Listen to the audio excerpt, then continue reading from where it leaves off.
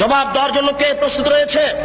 আমি সংক্ষিপ্ত আকারে বলে যাচ্ছি, এদেশের এক শ্রেণীর আলেম ধর্ম বিকৃত করছে। আপনারা এটা বিশ্বাস রাখেন, তাহলে আপনারা হক পাওয়ার চেষ্টা করবেন। মাছ দিয়ে ভাত খায় মানুষ, কাঁটা ফেলে খায়, বুদ্ধি আছে, কাঁটা সহ খায় না।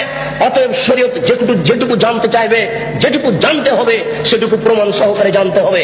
আমরা শুনেছি আমাদের মা চাচারা গ্রামে বলতেন যে, এই শোনো, তোমরা মহিষের কুরবানি দিও না, মহিষের গায়ে লোম কম, গরুর কুরবানি দাও, গরুর গায়ে লোম বেশি। কেন? প্রত্যেক লোম সমান এক নেকি হবে। মিথ্যা কথা, নবীর নামে মিথ্যা কথা ছড়ানো হয়েছে, জাল হাদিস। এ জবাব দিবে কিয়ামতের মাঠে। নেকির পাল্লাই এই কুরবানির গরু, নারী, ভুঁড়ি সবকিছু ওই নেকির পাল্লাই চাপিয়ে দেওয়া হবে। এই হাদিস আমাদেরকে শোনানো হয়েছে, এই হাদিস মিথ্যে। এর জবাব কে দিবে?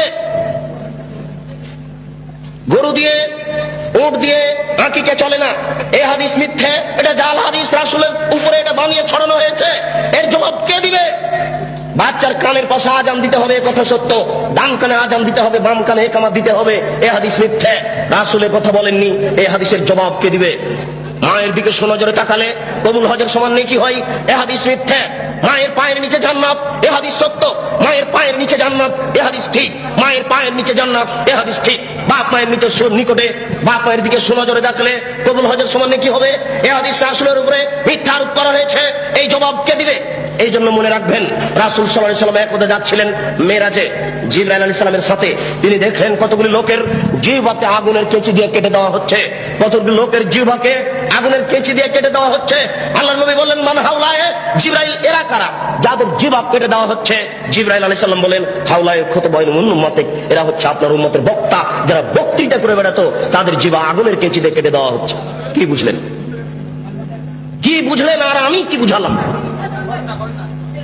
বুখারী শরীফের এক হাদিসে এসেছে, আল্লাহর নবী বলছেন, ইয়াউমুল কিয়ামা, মাওলানা সাহেবকে কিয়ামতের মাঠে জাহান্নামে নিয়ে যাওয়া হবে।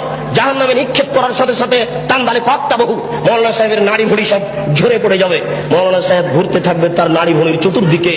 আপনারা তো শহরের মানুষ, বুঝতে পারবেন কিনা, আমরা তো পল্লীর মানুষ, এই কথা খুব ভালো বুঝি। ধান মাড়ার সময়তে, গরুর পায়ে ধান মাড়ার সময়তে, গরু ধানের উপরে এভাবে ঘুরে। ধান মারার সময়তে, ধান গাছ থেকে ঝরানোর সময়তে গরু ওই ধানগুলির উপরে যেভাবে ঘুরে, মাওলানা সাহেব তার নারী ভুঁড়ির চতুর্দিকে ঘুরবে।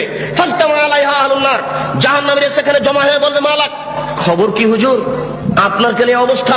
আনতা তা'মুরুনা বিল মারুফ ওয়া তানহা আনিল মুনকার, হুজুর আপনি তো আমাদের ভালো কথা বলছিলেন, মন্দ থেকে নিষেধ করছিলেন, হুজুর আপনার অবস্থা কেন এরূপ? হুজুর তখন বলবেন, কি বলি, আমরুক বিল মারুফ ওয়া লা আতিহি, আমি যে ভালো বলেছি, ভালো করিনি যে। কত হুজুর ভালো করেননি, এর প্রমাণ নিবেন। মিথ্যা কথা বলে ধর্ম প্রচার করে হুজুর, হুজুরকে সকালে 10,000 টাকা দিতে হয়। 95% জন বক্তা মিথ্যুকে দেশের মাটিতে। আমি ভাঙাচুরা ভিত্তে দ্বারা যা তদন্ত চালিয়েছি, তাতে আমার বুঝ 95% জন বক্তা মিথ্যুকে দেশের মাটিতে মিথ্যা কথার ভিত্তিতে দিন প্রচার করছে। আপনাকে সজাগ সোচ্চার হতে হবে, নইলে এই হুজুরেরা ইসলামের গায়ে, ধর্মের গায়ে আগুন লাগিয়ে দিয়েছে, ধাঁধা ধাঁধা করে ধর্ম চলছে। আপনি এখন কি করবেন? আজ যদি ঢাকা শহরে খাঁটি ফার্নিচার কিনতে যান, ভালো কাঠের ফার্নিচার পাবেন, টাকা বেশি লাগতে পারে। আজ যদি খাঁটি সরিষার তেল কিনতে চান, তাহলে পাবেন, টাকা বেশি লাগতে পারে।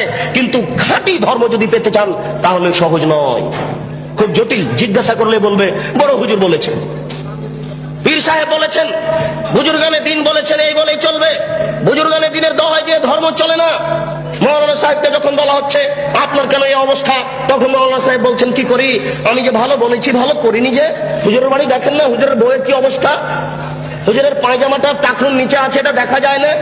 হুজুরের চাকরিটা অবৈধ পয়সাতে আছে, এটা দেখা যায় না। হুজুর সকালবেলাতে টাকা কম হলে রাগ করছে, এটা বোঝা যায় না।